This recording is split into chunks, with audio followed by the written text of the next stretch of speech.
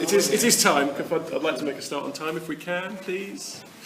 Thank you all for coming. Nice, good turnout. We've had a few apologies, which we'll do in a minute, and thanks to the member of the public for joining us as well. Nice to see you. Okay, so first item then, apologies for absence. So we have had apologies. I've had apologies from Councillor Fuller, Councillor Chappell, Councillor N. Oakes, Councillor S. Oakes and Councillor Chesser. Okay, so I assume we're happy to accept those. And the next item is the normal declarations of interest. So opportunity for anyone to declare any disclosable pecuniary interests, any other interests, request for dispensation, gifts or hospitality received or offered. So just in case the issue comes up, I'm a member of the St Christopher's Drive. Okay. Nothing else? Okay. Okay, next item is to approve minutes of previous meetings. So in your pack you have got the proposition to approve and sign the minutes of the full council meeting held on 18th of December as an accurate record. So I think that's the last full council, isn't it? Yeah. So I assume everyone's seen those and is happy with them. Has anyone got any questions or clarifications or points they want to raise? No. In that case, can I have that proposer? Yeah. Yes, thank you, Tony. Councillor Robinson. Councillor Humphrey seconded. Those in favour? So who seconded? Councillor Stone? Hope Humphreys. Okay. Show of hands for those in favour to approve those. Anyone against? Any abstentions? Okay. So I'm making sure I get every page this time because I know I missed one.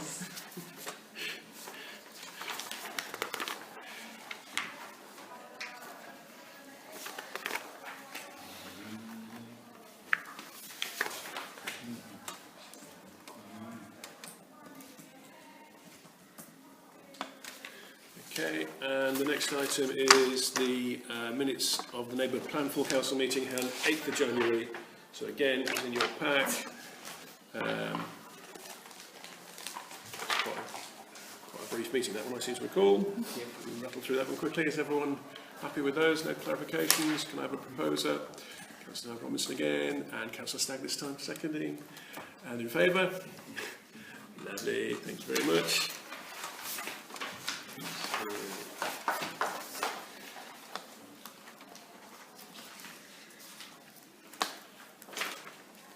Very good. Now, our member of the public has an opportunity to make a representation if he so wishes. Yes, I've sent in an email, and so this other one is about the removal of the solar panel at the top of the view. Somewhat timely.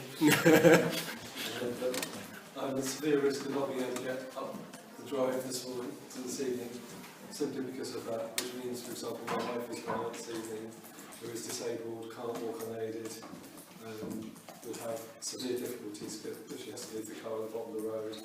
It'll probably take me and several of the neighbours' cooperative effort to get her up the road, all at risk of slipping and sliding. My immediate next door neighbour has a large van. He keeps tools in there overnight, which he feels are safe on his drive, but he doesn't feel would be safe. He had to leave it on Springfield Road because of the conditions. And we're all kind of a little bit surprised that the bin just disappeared. Especially as we originally specifically requested the bin to be placed there because they were going to remove it from the bottom of the road. It was ludicrous. I mean, last year we would have had about 2 weeks or none of us would have been able to get to work without that something. So, is it possible for the top bin to come back? Are there any financial arrangements we would have to make to do that? And the simple question of why did it just disappear? There was no notification, no even consultation. Yeah. That's it, really. Okay. I mean, it is on the agenda for us to discuss later. I think I perhaps just a couple of points at this point. I mean, the way the council meeting is supposed to work is that you get a chance to make representations, and then when we go into council, we discuss it and make a decision, which is then between ourselves. However, I'll make a few observations now, if I may. I'm sure you're aware, and your neighbours are aware, that it's not us that took it away. It's Northants County Council. So it's Northants County Council's bin. or was, or is still, but is no longer there. And so far, this council has not said it will take on any of the responsibility for anything that NCC is washing its hands of. Doesn't mean we can't discuss that again this evening, but that's the situation as it is at the moment. I think that's what I was going to say. At this point, it'll come up in the agenda, and we'll discuss it when we get there. But I think I think everyone around the table is well aware of what Neen View looks like and the steepness of the road. So yeah, yes, I picked somewhere up there in the summer when it was lovely, but I wouldn't like to do it so much tonight. Yeah, I do understand. And then the related issue is obviously you should go to discuss again tonight about the bridge. But if there's a width restriction on the bridge, it's going to get rather interesting for gritting lorries to go through Angle, and it's going to be rather interesting going through narrow bollards in slippery conditions, as I'm sure you'll appreciate. Again, it's not something we've not discussed at length and have had some influence of, but ultimately it's again in NCC's hands, not in ours. Okay. Unless anyone else wants to say anything at this point, we'll leave it to the next point when we get to it on the agenda. But the next agenda item is to yes, yeah, it is indeed. I'm not misnaming them. Yes, is to welcome the representative of Heartstart and to ask them to give us their presentation.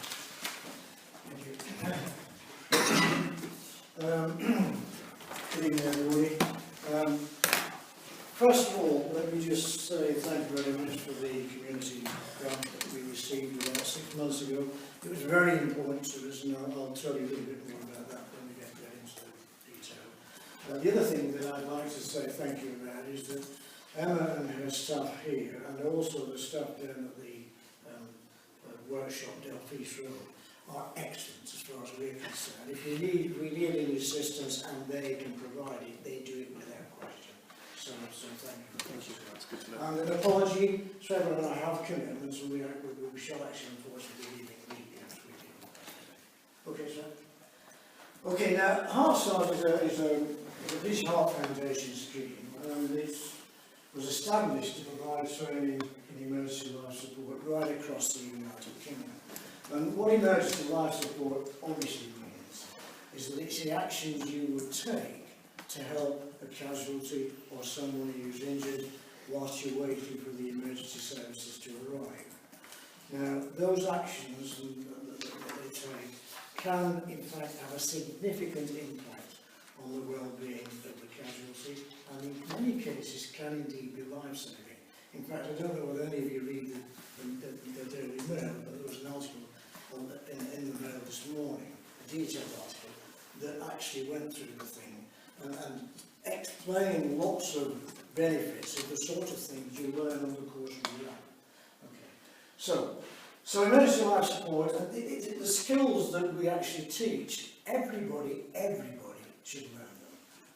And we'll come to that in a short time. Okay, sir. Alan, sorry, just to interject at the moment.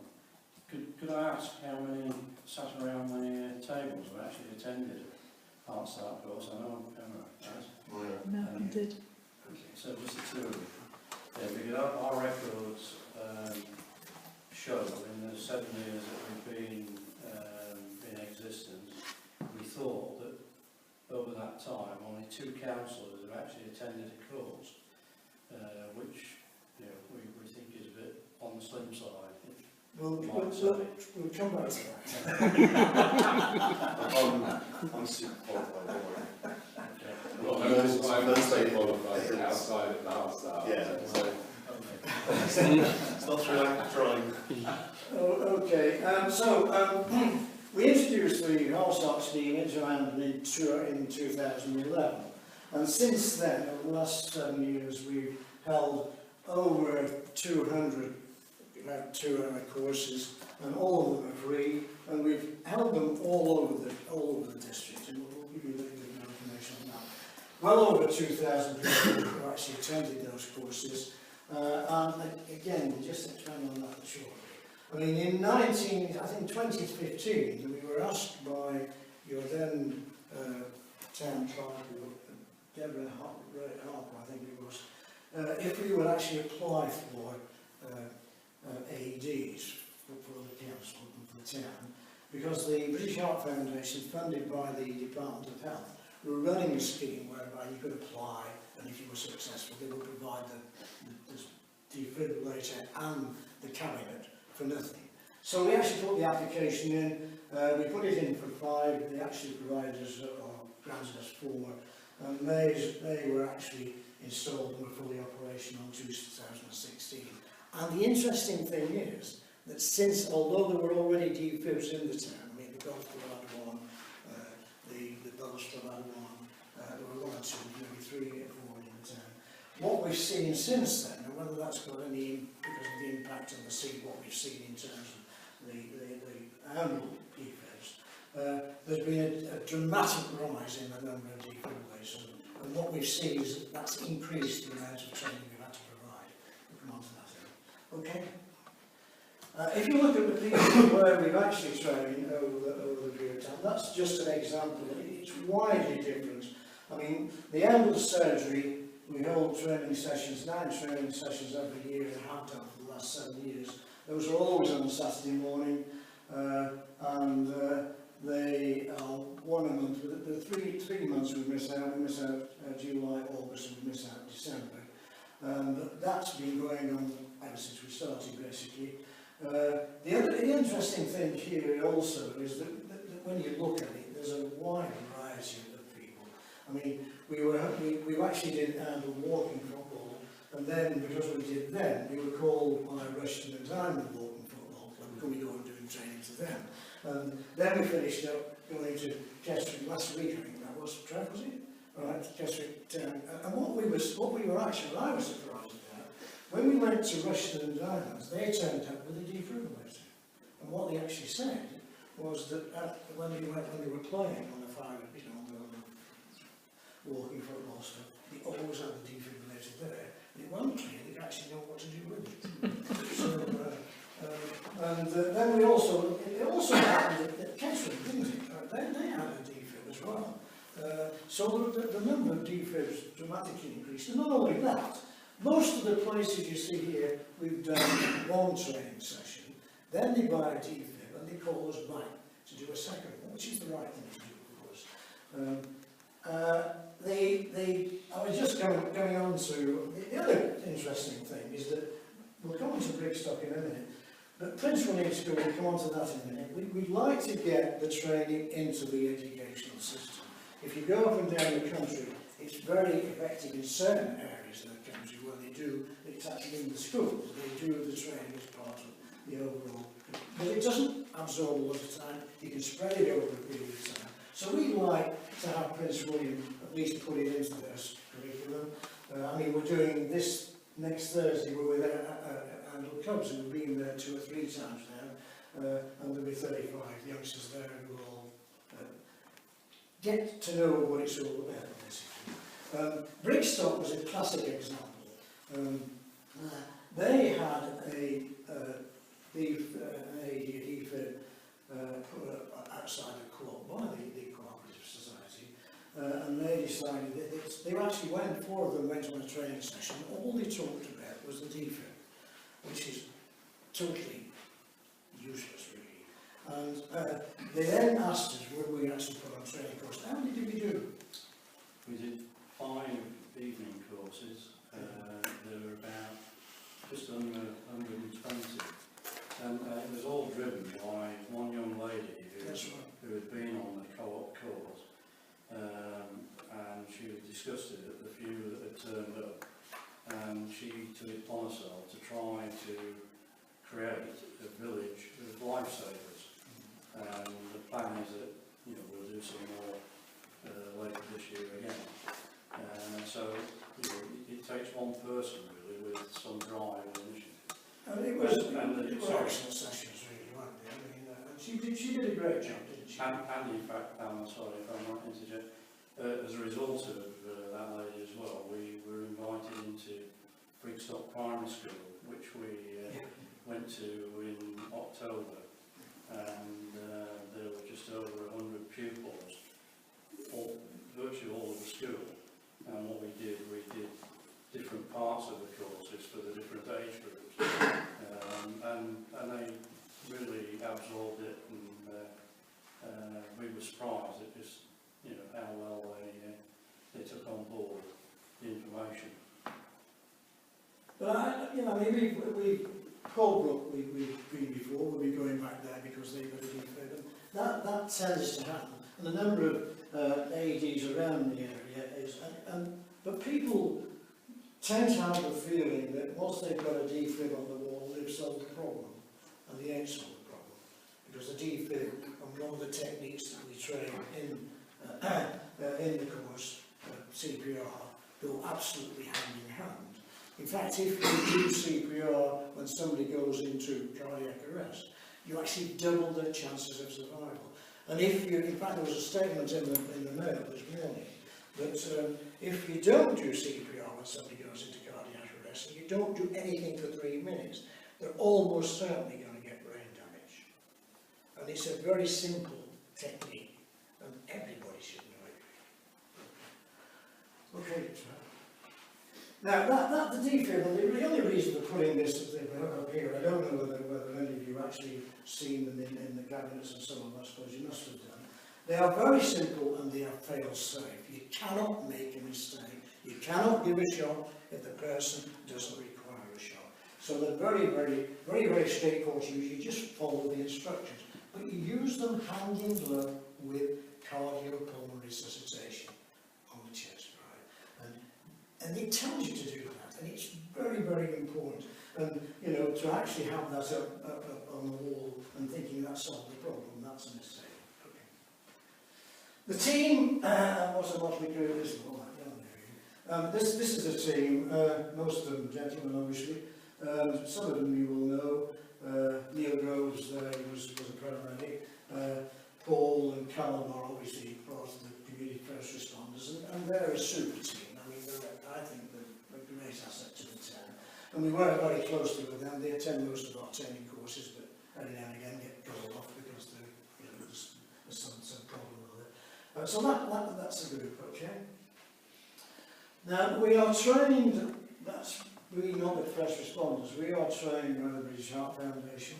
We're affiliated to and regulated by them. And we're funded, obviously, by voluntary contributions. So, you know, the ground is very important to us. Okay. Now, the training sessions last, as I've already said, from an hour and a half to a couple of hours.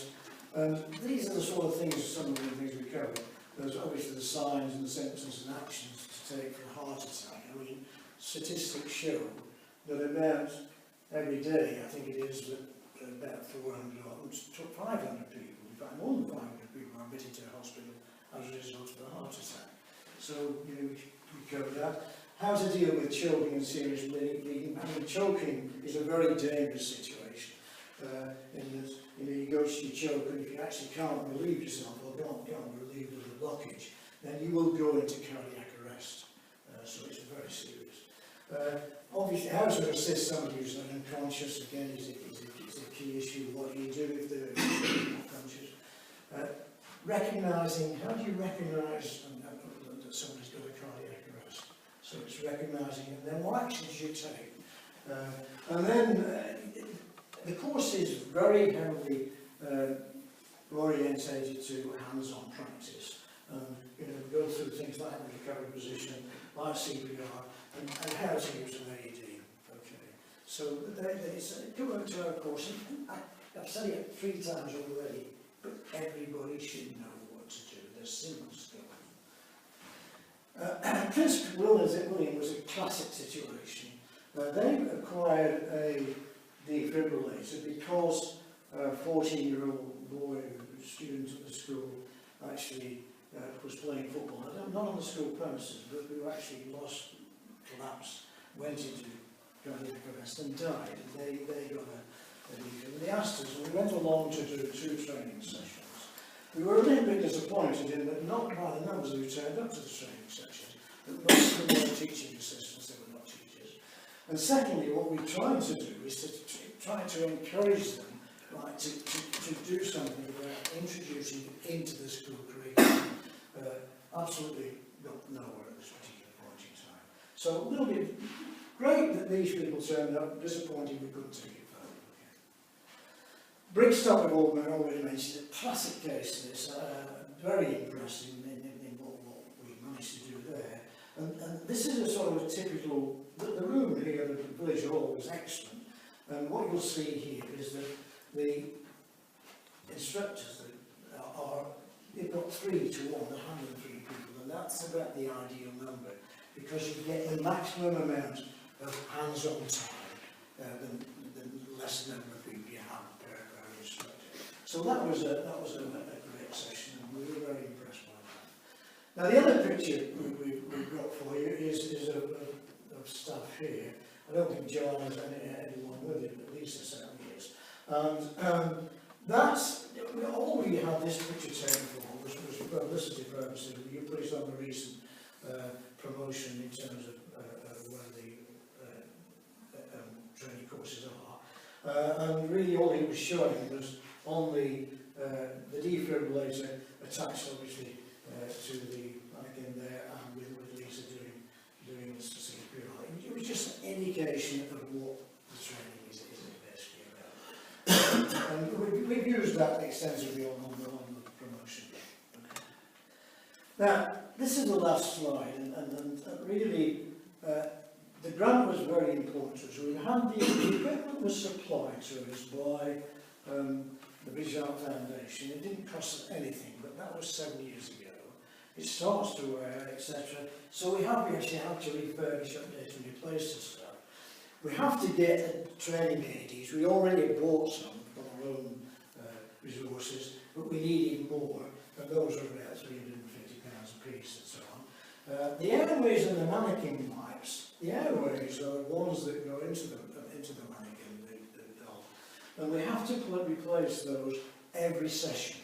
So every time we do a session, we have to replace them.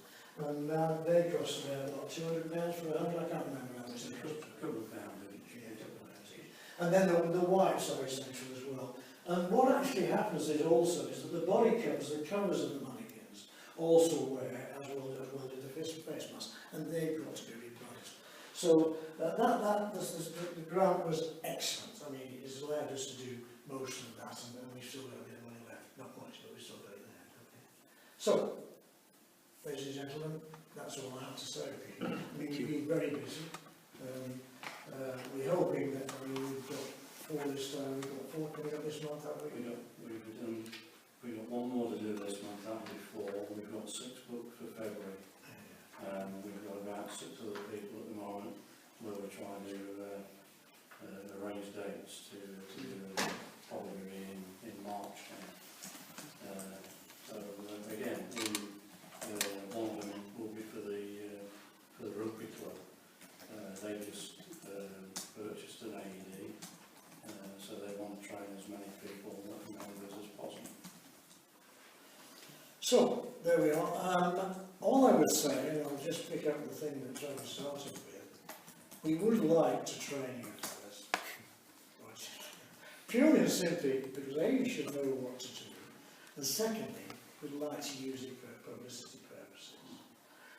The training session takes about an hour and a half. You don't all have to attend on one, we'll do whatever you want to fit it in, but we really would like, I think you should. Can I ask, do you collect any statistics on how often the equipment's deployed, or how often trained people are able to assist? Do you get any feedback? Any feedback? Well, we've got lots of examples. I think the defibs, of which the 4 ones that the council has they've been released by the ambulance service about 10 times. Okay. What we don't know is precisely what actually happened. I mean, we could presumably find out if we talk. We do get information coming back to us. For example, we had one call during 1 week from a man who had actually attended one of our courses, and he was a biker. And he'd actually been out with the group, and the car had hit 3 of the bikes and badly injured one of them. He was very badly cut, his leg right the inside of his thigh, and he was losing a lot of blood. And this bloke, the man who rang, was the only person in the group, and there were about 20 of them, who knew what to do. And the only, I can't say this for absolute truth, but the odds are that he actually saved this man's life. Because when we actually went back to do a couple of training sessions for the total man working group, the man who had the accident was actually there. And he actually showed us his car. It was ginormous. I mean, he must have less, I don't know how much bloke he had. And we get all sorts of information like that. I mean, I had a friend of mine who are heart start trainers, not in Hartland, who rang the other week and said that they'd been in the Powerlines and they were out with a walking group. And one of the groups just fell on his face. He just actually fell on his face. And 3 of them were heart start trainers, and then they went to see what was wrong. And he'd actually gone into cardiac arrest. They started CPR, they didn't have a deep there, called the ambulance. The ambulance arrived and said, okay, so what they would do is carry on to get whilst they got their stuff out. And that man is alive and well today. And I mean, there are all sorts of classic examples like that. I mean, we have to stop it now, I think. We need to get back onto our agenda, but thank you very much. Yeah, that was very interesting talk. But if you want a course, we'd be delighted to help. Yeah, okay, thank you. Great.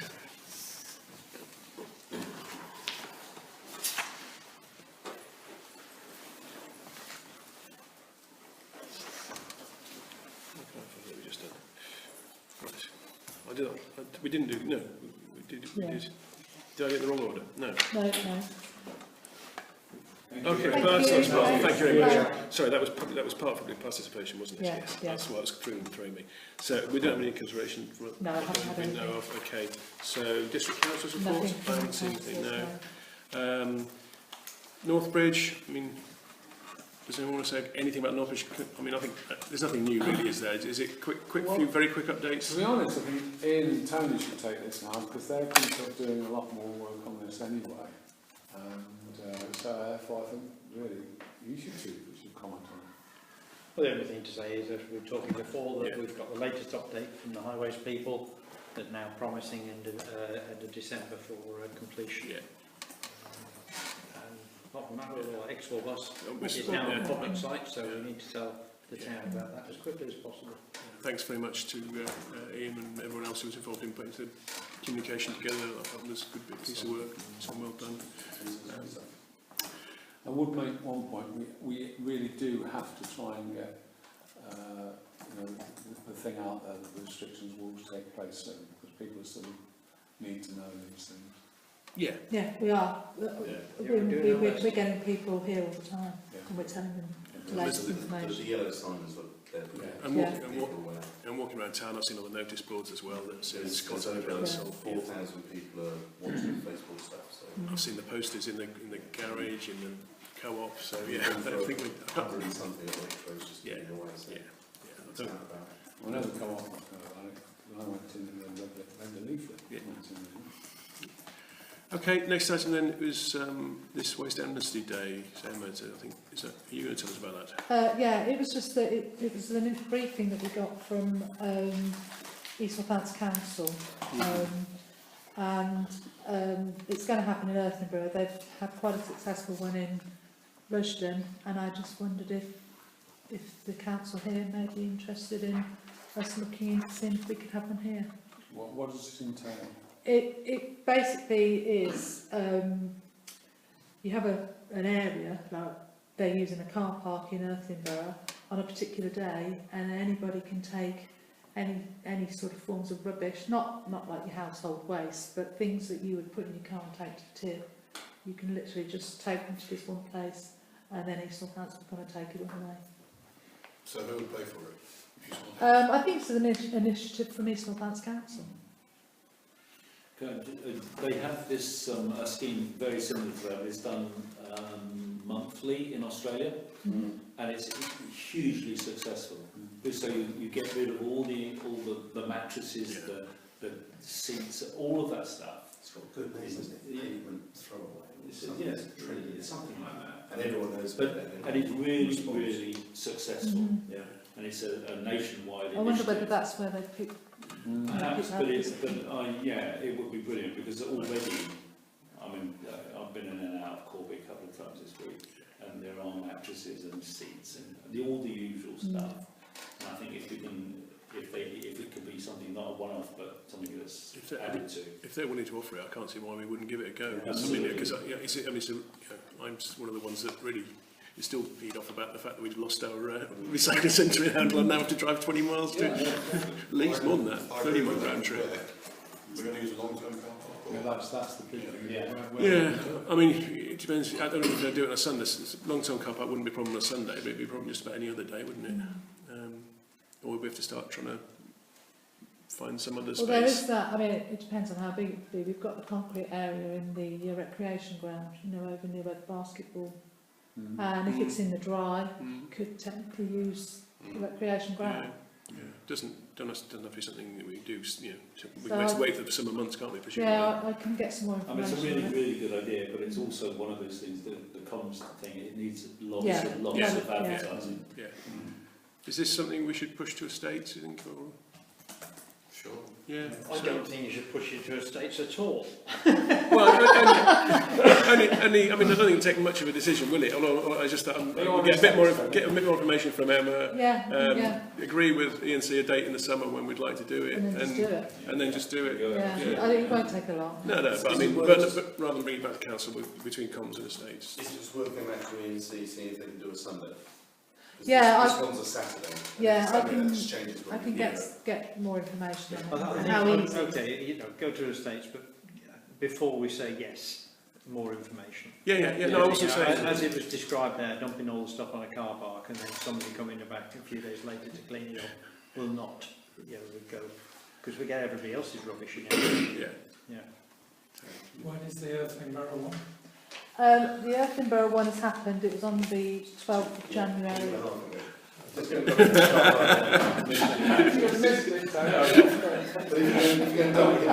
I can find out No, from the what I was- clerk in Earthenborough, see how successful it was.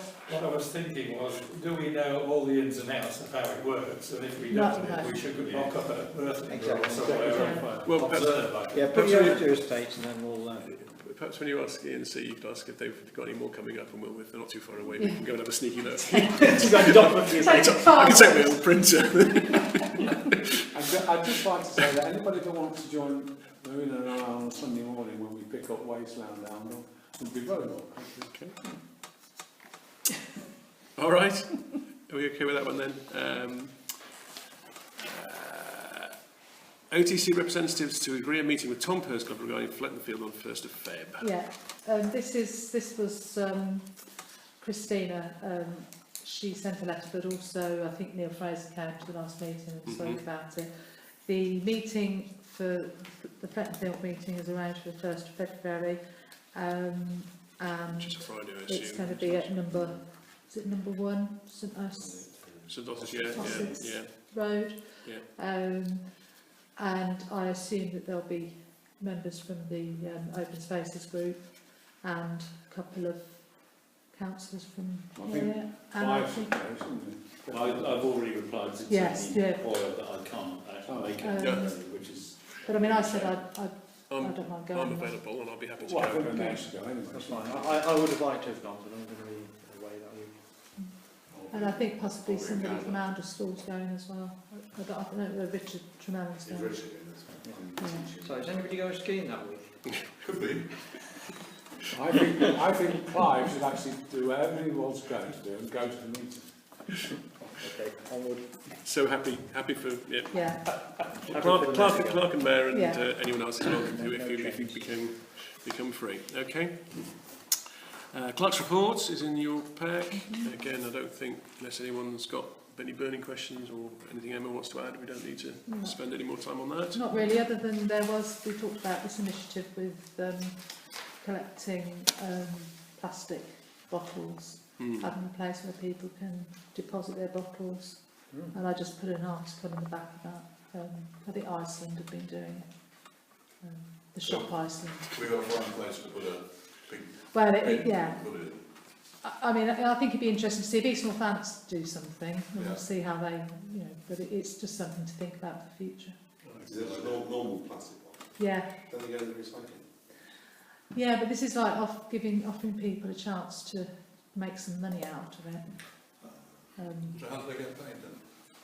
Well, I think it would be us. So, like, if we collect it, so We get we paid. get people to collect it, then it gets taken away. And I suppose whether they do it by weight, I don't know. So they pay I mean, us? I mean, you're not going to get hundreds and hundreds of pounds, but So they paid OTC. yeah, if we were running How this many thing. councillors on it? How many Councillors? councillors? Wait, Paul. Start drinking. Divided by 15 or whatever. Honestly, I tell you what, you'd be amazed how many plastic bottles we pick up on a Sunday, just from the hedgerows going. I'm not amazed actually. I can quite believe it, yes. I think Can that's I give Councillor Stagg a chance to speak? He'd be very Do we patient. know if Waitrose and the Co-op are thinking about doing this at all? I don't, but could ask. Yes. Because, I do. again, in Australia, the supermarkets do it. Mhm. They get 10 cents per bottle, and they're queuing down the street to get their 10 cents worth. It's the same counter too. But that, Yeah. yeah, that depends on the state, doesn't it? Some states do the recycling and some don't.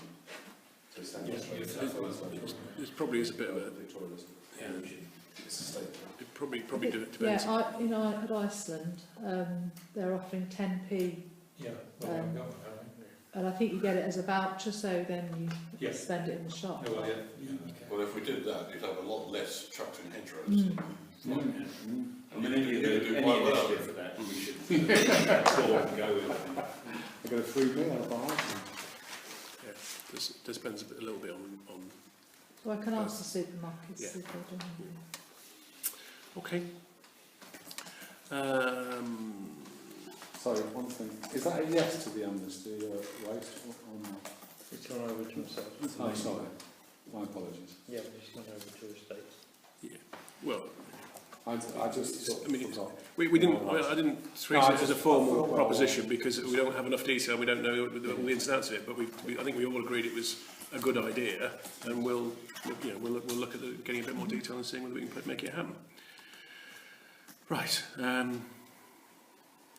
Where are we now? Done the clerk's report. It's the notification of the Oundle Area Local Parish Councils meeting on 26th of Feb in Oundle Suite, and again to agree who's going to attend that.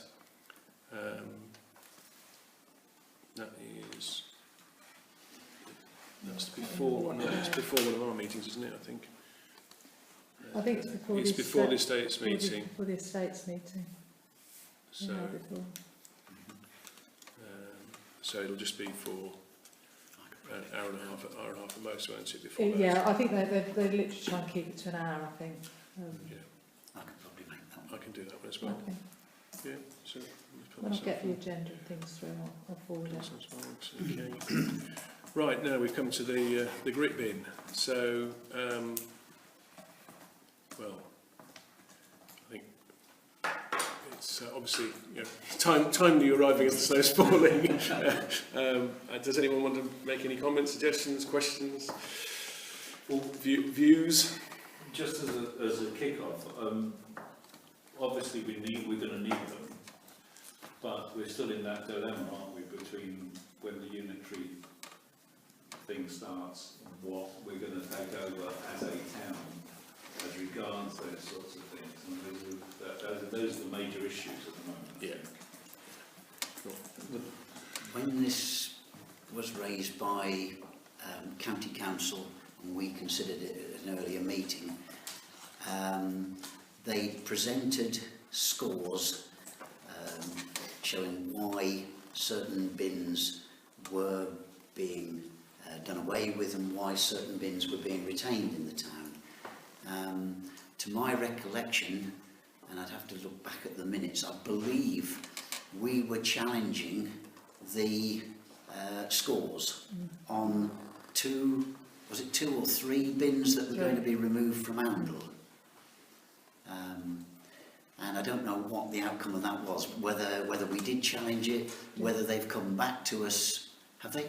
They came back to us and said no, their initial reading still stood. Which is a bit, when I guess everyone does know what Needview looks like, but if you do know the road, it is pretty steep, and clearly, the residents have, in some numbers, pointed out they can't actually get up the road without a bit of help. So, Yeah, I think that the reasons it was challenged, or we challenged it, was because one of the bins was on the corner of Milton Road, near the entrance to the sports. So, I said that there were going to be young children, there were going to be coaches, various things going in there.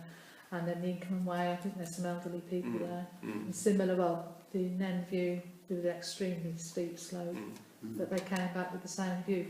For Milton Road, they did say that although it's not on the regular gritting route, if the weather gets really bad, then they will grit it. And that was the reason why that score was low. So they've removed all three, have they? From Yes. all three locations with the low scores. We did make provision. I know we're unhappy with, as a council, we're unhappy with the way Northamptonshire County Council has been approaching these things, but we did make provision in our accounts, in our budget last year, to pick up certain services, and I had the feeling that once we found out what their reasoning was on the scores, that we would perhaps look at this again, well, I think, with a view No, to... if you actually voted against it, but we would look into. I think. I mean, I'm not disagreeing with what you're saying, Emma. I think the principle we were voting against, we voted against, and the principle which I still think is right, is that we shouldn't be taking on indiscriminately, or not even indiscriminately. We shouldn't be just be taking on stuff that NCC want to drop, because it's just pushing the tax burden from them onto our precinct and onto our local population. So I still think, as a general principle, I believe we should push back hard against anything that NCC expect to drop and just let us pick up. Having said that, clearly we've got a group of local residents who've got a very particular situation and not going to be helped by anyone else. And in fact, more than that, they've actually, in their representations to us, have made it clear that they would be perfectly willing to put their hands in their own pockets and try and support the continued provision of that. So I question whether perhaps we ought to consider making a financial contribution to that bin replacement, but without going so far as to say that we are taking on full responsibility and that we will look after it in perpetuity. And to be asking the question when the Unitary Authority comes along, you took it out because you're out of money, it needs to go back now. Should we not first, before we do that, ask NCC to put it back because the residents need it, and then if we can get that agreement from them, then we can look at maybe taking it over, rather than saying we'll take it over and pay towards it first. I think that's a good suggestion, yeah. It's just that if we can get it for free first, we might as well try. Yeah. Well, I agree with that, except that now is the time, isn't it? These people are facing the problem now, or the next few weeks. Yeah. So we can't wait till But we're not going to get Northamptonshire County Council come back to us. There's not enough time. But we won't get it any quicker anyway, Martin, will we? Because even if... Well, presumably it's all the bin and put the salt in and that's Well, I mean, how long does that take? another thing potentially you could do is get someone with a flatbed truck and whiz over to wherever you get salt from and We've get got the shovel. salt. Yeah, We've got salt. plenty of salt. You bought plenty of salt. We've got plenty of Don't salt. worry. So in the short term, we could get the maintenance crew to go up there and salt the road tomorrow. Is it not that we could give the local residents a couple of bags of salt? Yeah. Since it's We in can do bags. that yeah, it's in bags. Yeah, Oh, yeah, so, yeah. What would be useful for you? A couple of bags of salt would be very useful. I mean, the only observation I'd make to Northamptonshire Council when you approach them on this is they removed a perfectly good, completely full. Yeah, no. Just when it was needed. Yeah, it's ridiculous, isn't it? It is absolutely ridiculous. And one of the things they told us is that their point system was based on Springfield Road being gritted, or there's on the gritting route. Yeah. But every time I've lived in view, it's never been gritted because they can't get a gritting lorry down there. It's absolutely ridiculous, isn't it? I mean, you've got my sympathy. I'm sure you've got every councillor's sympathy. Why on earth they took a full bin away rather than just leaving it there. I mean, it cost them something to do that. They could have, if they left it there, it wouldn't cost them anything. Would it be a good idea then just to ask John to... Well, that's what I was going to say. John Tomorrow I'll ask tomorrow. John to come up and we'll sort it out and give you a ring and get John to come up with some bands.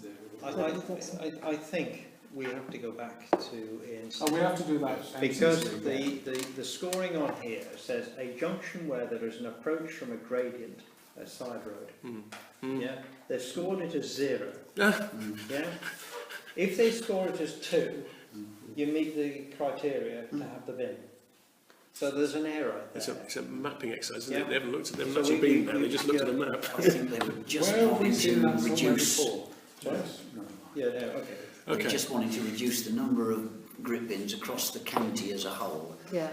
by a certain percentage, and our percentage ended up as being 3 bins, and 3 were going wherever they were, whatever the scores, whatever it was. I think that was the pruning exercise. Yeah, it's happened across the Chip county. egg salt now and then, Yeah. and I think- a feel into it. If it's okay, I think it doesn't need a formal proposition. I don't think. I mean, I think what we'd like to convey, I suppose, to the residents is that you've got our sympathy.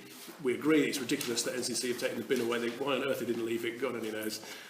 We'll do everything we can to assist you in the very short term, and we're certainly not ruling out giving financial assistance for a longer term solution. But on the basis of measures that reasonably economical measures that we can take this winter and next winter, before we understand who is actually going to have responsibility for it in the longer term and who is going to be responsible for funding it. I know it may sound a bit trivial over one small bin, but it applies across the whole town. Yeah, I mean, I sympathise, but I mean, it's kind of just the fact that they took away the full thing, just the full thing. It's ridiculous. It is Because ridiculous. it didn't save them any money, it cost them to take it. Absolutely, yeah.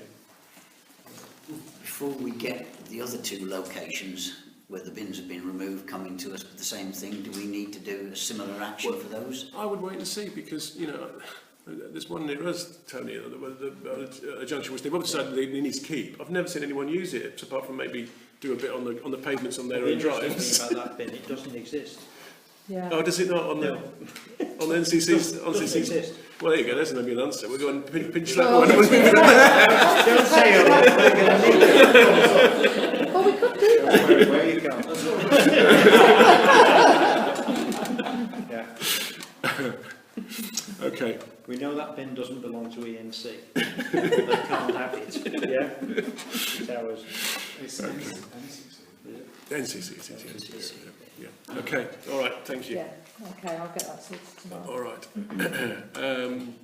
Is it, well, we'll no doubt hear back from the residents whether that's an acceptable solution or not. I think hopefully that's seen as a good That's compromise. if we could get up in the car. Yes. You can always put salt down, help.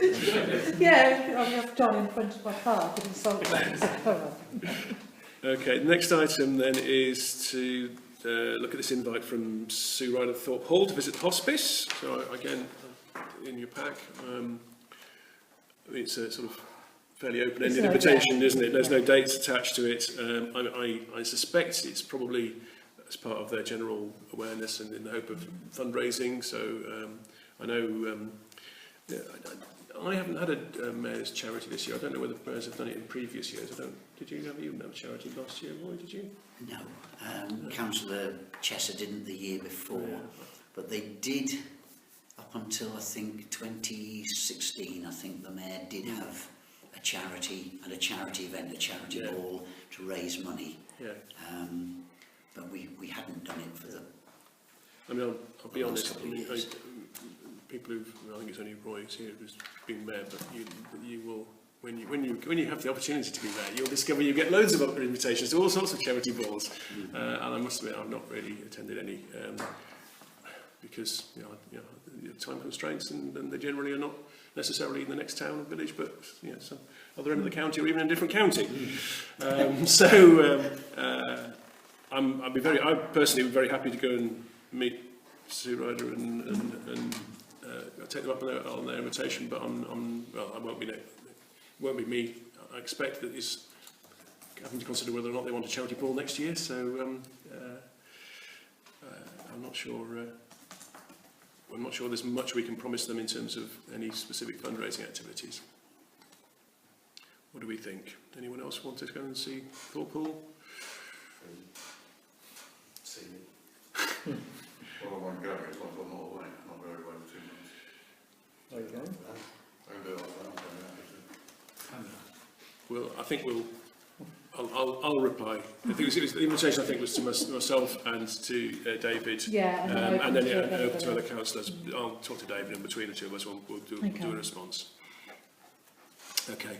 Next item then is financial matters. So again, you have seen the Bank Reconciliation balance sheet, budget report, and hub trading account for December.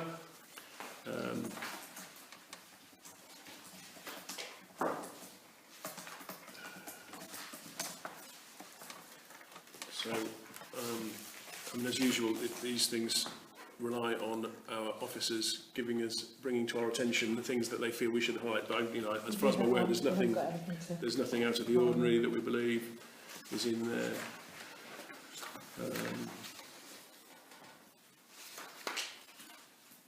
I noted that the hub performance wasn't great in December, but then we know that we know that December and August are problem months that we have in the hub. I did pick that up. Well, I've said it before, I think we ought to do a bit more analysis on that. We ought to be looking at the other costs which are not included, at least for our own use, even if we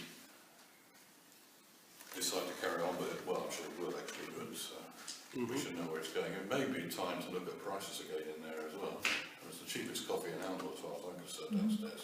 So I think maybe in the new year, even financial year, we should look at putting up prices again.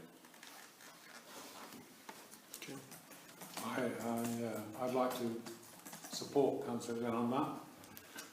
I think we shouldn't be looking at the hub again. I know we're probably going to be keeping it as a community asset, but we need to really have the true costs of keeping it open in front of us. Okay, but other than that, it's slightly off topic when we are just talking about whether or not we're happy with the financial reports that we've received. So if no one's got anything specific to the documents that you've had, then I'd like someone to propose those, please. Councillor Robinson, and to second them. Councillor Glenn, thank you. And those in favour? Okay. And similarly then the payments as well, the proposition, the schedule of the payments for December as presented, this item are paid up and all related documentation checks are signed. So, Question, please. oh, sorry. What are these return checks? What's that mean? Go on, I'll let them explain. She's on the fun of dealing with it. Right, the checks written before Christmas were signed, and then when we came back after Christmas, we were notified first of all by our Christmas Light Company that they had taken the cheque to the bank, and the bank had returned it and said that it didn't agree with our mandate. So we had some more cheques drawn up because we thought maybe the signatures weren't quite right. That happened, and it's happened again. So when I spoke to the bank, they said that they hadn't got Jerry's, he wasn't a signatory for this account, although he is a signatory for the Queen Victoria Hall account. They had the paperwork, they had his form that was sent in, I think. All went at the same time. All of the paperwork. I hand carried it to the bank in Peterborough. What the branch had done in Went through Peterborough, the same hoops a couple of years previous to that. they photocopied they'd only photocopied one set of Jerry's ID, so when it went off to be sorted out, as they'd only got one set, they put that with the Queen Victoria Hall and didn't put it with the Albertown Are there Council. any implications for our credit rating on that? Not what, no, I mean, none of these suppliers are taking us to court. They're No, I appreciate that. perfectly okay about it, and we have obviously been extremely apologetic. But yeah, Jerry's never been a signatory on the Albertown Council account. Yeah, but that's not our fault, it's the bank's fault. No, it's their fault. So I put a complaint in, Yeah. and I had somebody ring me yesterday, and they're reversing it. They're going to make sure that he's added. So because at one point they were saying, right, you've got to come back in and do it all again, but now they've said because they've got the information, they'll do it. Having gone through it all to be a signatory for the Town Council. I'm now going through exactly the same problem for the Royal British Legion. Yeah. I don't, it's just... I've been through it with other organisations I've worked for as well, and it's the banks are a nightmare. They're It's always, nothing it's personal. always the same. No, always the same. But that's why we've got a list of checks there, Yeah. because we, Okay, I'll ask another question, please. Neighbourhood plan consultant fee, is that it? Is that payment for everything he's doing, or is there going to be other no, costs? no, that's just, Or is that payment for work today? that's not, that's payment for CAD. That's not, To be honest, I haven't read this one because I haven't had time. yeah, they're the two invoices that we've received from CAG, and I think we agreed about a 12,000 budget for them, didn't we? And we've got an 8,800 for Griffin. So that's 12,000 plus VAT, presumably. as Yeah, the budget. there's Yeah. the 18. So we've got a 5,000. So that's just that, that's the, The initial one? Yeah. So are they working within budget, do you know? As far as I know, as far as I know, aware, they're the ones that gave us they the haven't budget. come back to me and said, look, we need more money. Okay. So I'm assuming they have. And nor is Nick Griffin either. He hasn't come back with more money. So that's what I can assume. Okay, oh, sorry. Another question. Cottons, the additional cost for 2 payroll runs. Yes, that was, It's not much money, but that was a sensitive matter. all right, okay. That whilst we're in open session, No, I wouldn't like to, I wouldn't like to no, fair enough. discuss it. Relates to a member of staff. Okay. There is a point in the main, there is a point in the agenda where we will chuck you out, but you're very happy, you're very welcome to leave now if you've had enough of this. I'll tell you when we close the meeting. Right. That's all right. Okay. I'm assuming you've got this address for 2 beds of salt. Oh yeah, we've got there's about three or four residents. So we're going to, do you want a proposal for this? For the checks, yes please. Yes, our proposal. Thank you. Councillor Ben, someone seconded it. Oh, Councillor Clark, just got there. In favour? Okay, thank you. Next item is just to receive the internal control verification checklist. So that was in your pack.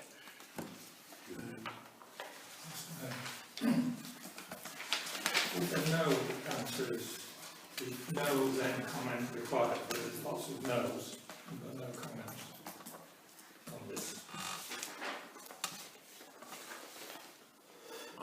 What's that? The internal control verification checklist. Right. I think says if no, then I comment think required. yes. Well, there's heaps of no's, but No comments. no comments. The yes column is ticked, isn't it? Yeah, I think it's a tick the no. I'll check the yes and written no. Ah, I see. Yeah. There's basically there's no comment. No for no. No Yeah, means no comment. No is no. And it's not to make a comment. A not required instead of a no, I think, isn't it? Yes. Yeah.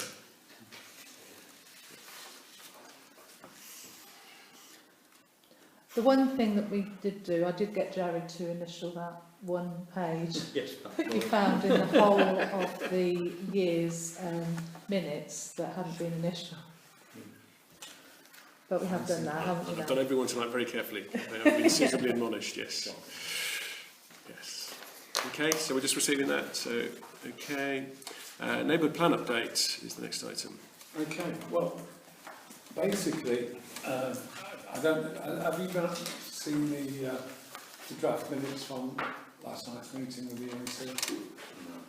I don't know if Tony managed to send them on or anyone managed to send them I on. haven't seen, no. Basically, we had a meeting with the ENC last night at Thrapston. They agreed to extend the public consultation until the 18th of February, which is one of the things we wanted, because we didn't feel that after they'd produced the second part of their neighbourhood plan, that was fair, because that was actually published after the date of the public consultation phase. So they did that. They're not holding another public consultation in Oundle, but they are allowing people from Oundle up until the 18th to deal with that. We've then got all that's going to be coordinated within the ENC. We then got a further meeting with the ENC on the 25th, week commencing the 25th of February, to discuss the way forward. In the meantime, our neighbourhood plan, I'm keeping it fairly simple because, you know, there's a little bit more in there, but I think you really get the drift of it, and you'll get a copy of this anyway tomorrow. In the meantime, our neighbourhood plan should be at completion stage on the 14th of February. We can't do it before then because we have this 6 weeks period where we've asked the bodies that to actually check it. We can then go forward to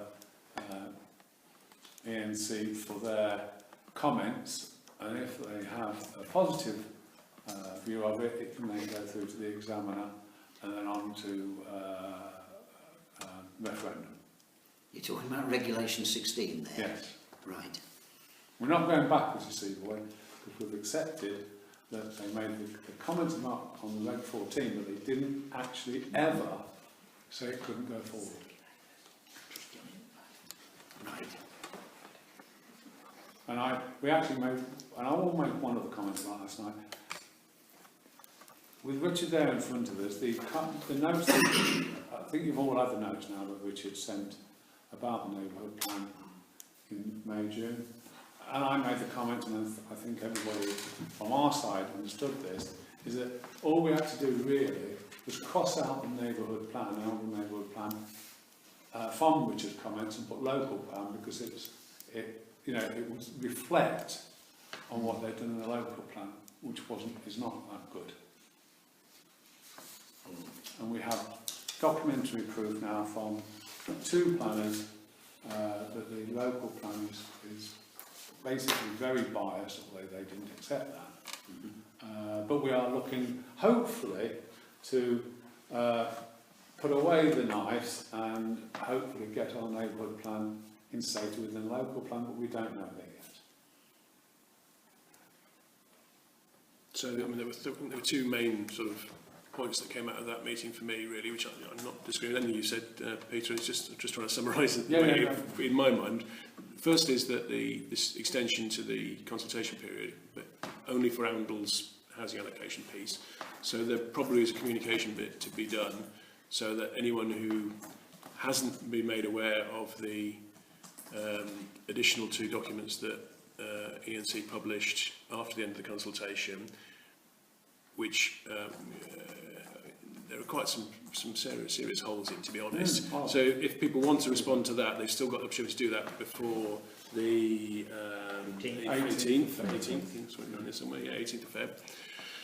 And then the second thing is this meeting, week commencing 25th, is hopefully at a point where ENC have had a chance to look at all the representations that they've received and start to have some formulation of how they think they're going to respond to them. But we've got an opportunity to go and talk to them then, and hopefully, I mean, you know, what Richard says he wouldn't be able to tell us on that occasion how their neighbourhood plan would be changed, but he could at least, we would at least by then, it would have been published by then because it's oh, see, it is the 18th of Feb, isn't it? The 18th of Feb is also when they will publish all of the representations they've had and sort of bring them together into... So everything will be in public forum. It will, we'll be able to discuss it on the 25th. So we'll be able to discuss it on the 25th, yeah, or soon thereafter, yeah. So anybody that hasn't sent in a further letter about the 2 new publications, please do so. Well, yeah, but if we want to try and give the wider public opportunity to do that, we need to let them know, don't we? Because of course, we've got to get that out. I mean, I did ask Ian if there's any possibility we get in the advertiser earlier. I'm not sure if he can, because obviously the date is closed, but he has asked. Yeah. And then we need to sort of try and publicise it. I'm sure Roger will do that in his notes in the New Valley News. Yeah. So that will be done that side. I don't know when the next one of those is due, though. That's just next week. Is it? Okay. Yeah, at the end of next week. Okay. So that's in for good time. Okay. And then we've just got to get something out wherever we can, obviously on our site, Facebook, Oundle Info, all those things, so that we can get out as much as we possibly can. And anybody that you know that has sent a reply in, please contact them again to say, then, can you now send another reply in for the two new additions to the plan. Yeah. I think that's all we can do Okay. now, to be honest. I don't think there's a lot more. Do they, just as a point of interest, do they recognise their mistakes? The point that in our discussions, if we move it through, Well, are they actually sticking their hand up and saying there are holes in our, yes, we're sorry? I think they've acknowledged. Well, I think they've acknowledged that they were premature in closing the consultation before some of the more important documents were published. So I think the fact that they've extended the period for consultation is at least an acknowledgement of that. I wouldn't say we got a sorry, but they did. I mean, I don't think they could have done anything else.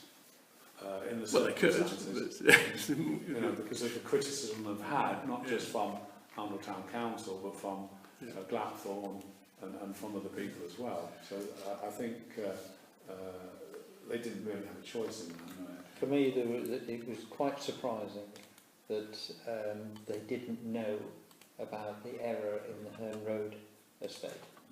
So where in Herne Road they put Prince William School and Prince William School playing field in the piece of land on Herne Road, and then rejected the site because there was a school and a school playing field on it. And the bad thing was that they didn't know that that was in the plan that they published. But there were several things, like, for instance, the Wakefield Close development. They didn't know that the people that develop in the Wakefield Close development also own the land to go down to the Wakefield Close development so they could put a road in. Right. Because they actually said that Wakefield Close was landlocked. You know, and the North Benefield Road didn't have any part near being near Arundel. So they ignored the new Arundel School playing fields and playing. So there were so many. You know, there's so many. It beggars belief that anybody could be that naive. So from a council point of view, if we are approached again by members of the town here, how is it looking for us in regards to the town meeting? I mean, how are we? Are we coming out fighting still? Oh, absolutely. Or are they retracting anything? They kept their cards very close to their chest, which you'd expect really, because you know the officers have got to do their work to come up with their recommendations. They've then got to take them to their council. So you know we're trying to get a dialogue going with them, but I think it's going to be very difficult to get any sort of concrete. I think they did take a backward step. Yeah, I think they definitely do seem to be taking on board a lot of the representations they've had. And I think it would be difficult, given the weight they've had, I think it would be difficult to just turn around and say, oh, we've considered it all and it's still, our plan's still the right plan. But we don't know. I mean, is there an element of, I know this is on record, but you can't say, but is there an element that, are they filibustering all the time? Are they trying to No, I don't push this out? No, I I don't think the believe they opposite are. of that. Yeah, exactly. Yeah. The opposite. Time for them to get this thing in is crucial for them. They say in total they've had 600 replies to the plan itself. So not all of those obviously about Arundel. It's the whole area is affected. So they've got a lot of input to wade through. But they will put all of that input on the public forum on the 18th. So their first point is to update their own councillors on it, and then on that day they will put it in a public forum. Now whether we can actually wade through that much data, I don't know, but I think it's a good input to our own neighbourhood plan. And they were talking about a period of probably 2, if not more months, when they'll be working through and bringing recommendations to their planning committee and getting approved. So they won't try and bring everything in one go, because they'll be there for 48 hours or something. They'll have to bring it in in 3 meetings, they said. Yeah. 3 meetings. And then you see they've then got almost up to about 6 months to get it through their examiners. Right. Okay. So we have a very close run thing because it might be that our neighbourhood plan, if it goes through smoothly, could almost be on the same date as theirs. And although they said they couldn't take any notice of our neighbourhood plan, although they had taken notice of the Kingscliff plan, not being enforced, but a neighbourhood plan had been done in draft in Kingscliff, we could use that as a precedent in the future for our argument, not theirs. We can use it as a precedent. But what's happened, as you see, is that E&C, right, have blocked a planning app for Kingscliff because it wasn't in Kingscliff neighbourhood plan. Draft. But Kingscliff neighbourhood plan hadn't actually been accepted. Right, so in other words, it's basically almost we're just slightly behind Kingscliff, if you like, but we will be there or thereabouts. Yep. So what they said was they couldn't accept that planning because it wasn't in Kingscliff neighbourhood plan. Now Kingscliff obviously only had a few houses to put in their plan, but this particular development wasn't allowed because it wasn't in Kingscliff neighbourhood plan. So if that happens with Kingscliff, we are bigger and therefore more complicated. I can't see why that doesn't set a precedent for our neighbourhood plan to be more, what's the word I'm looking for, Tony? Important than the local plan. Do you see what I'm saying? In precedent for Oundle. They did say they were taking legal advice on there about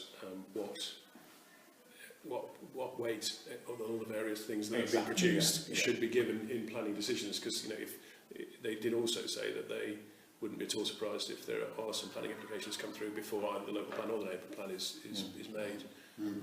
So they've got to understand which documents have any sort of legal weight in order to make those decisions. We could be in that situation. Of course, yeah. Oh yeah, any of them. That's, I mean, they were specifically talking about Oundle when we were having that conversation. Yeah. Okay. Next item is just to receive the minutes of the planning committee, which we have all received. And then the next item is well, do the note. Please note that in view of the special and or confidential nature of the business about to be transacted, it is advisable in the public interest that the public be temporarily excluded and now should be instructed to withdraw. Having said that, of course, we are already alone, so we just need to stop recording. Sorry, oh yeah, can I have someone propose that? And second it. Councillor Robinson, in favour. Okay. Against? Yeah.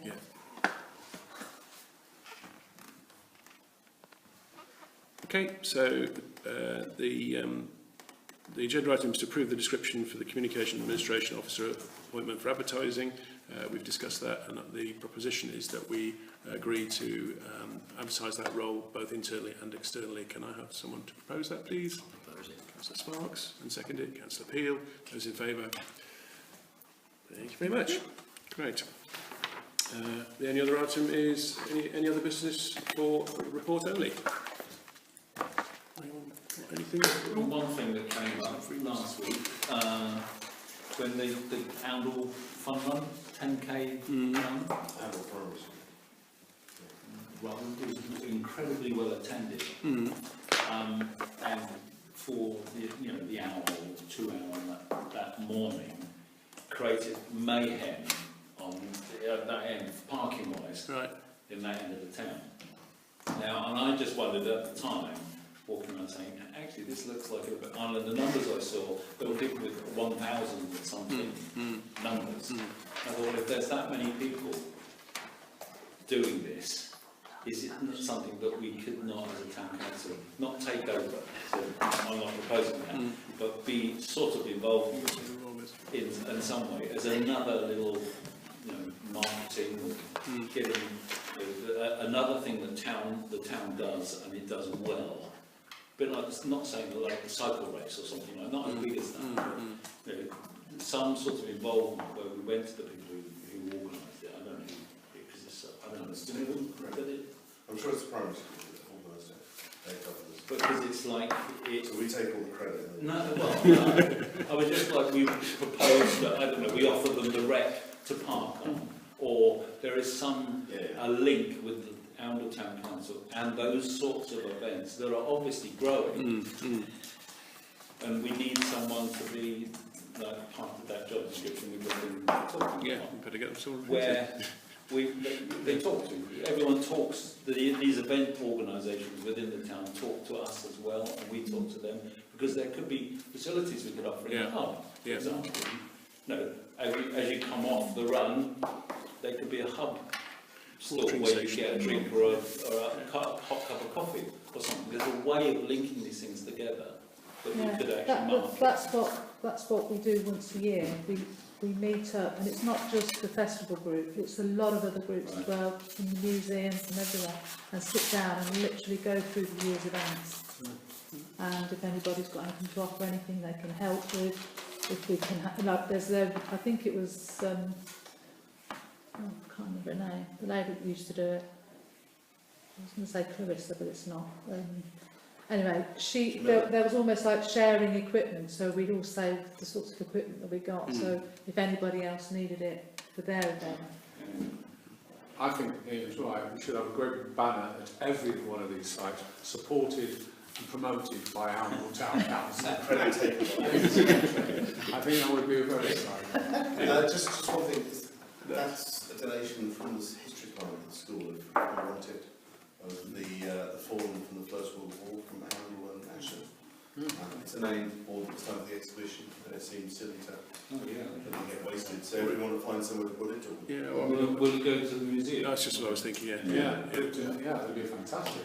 I've got to talk to, on behalf of the Legion, I've got to talk to John Hadman, the chair of the Museum Trust, about taking some items from the British Legion to go into the museum, including that one of those World War I uniforms that was on display at the Armistice Service last November.